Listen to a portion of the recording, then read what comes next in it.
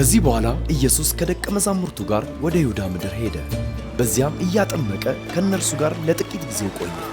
በዚያኑ ጊዜ ዮሐንስም ብዙ ውሃ ስለነበረበት በሳሌም አቅራቢያ ሄኖን በተባለ ስፍራ ያጠምቅ ነበር። ሰዎችም ወደ እርሱ ይመጡ ነበር፣ እርሱም ያጠምቃቸው ነበር። በዚያን ጊዜ ዮሐንስ ገና አልታሰረም ነበር። በአንዳንድ የዮሐንስ ደቀ መዛሙርትና በአንዳንድ አይሁድ መካከል ስለ መንጻት ሥርዓት ክርክር ተነሳ።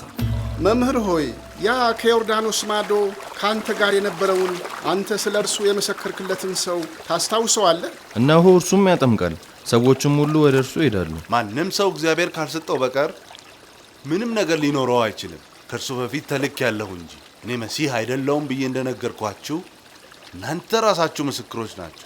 ሙሽሪት ያለችው ሰው ሙሽራ ነው። የሙሽራው ሚዜ ግን ከሙሽራው አጠገብ ቆሞ ይሰማዋል፣ የእርሱም ድምፅ በመስማት ይደሰታል። የእኔም ደስታ ሙሉ የሚሆነው በዚህ መንገድ ነው።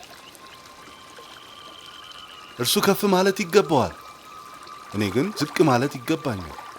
ከላይ የሚመጣው ከሁሉ በላይ ነው።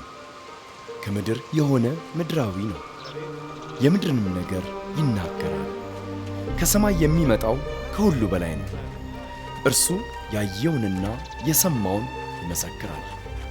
ነገር ግን የእርሱን ምስክርነት የሚቀበል የለም።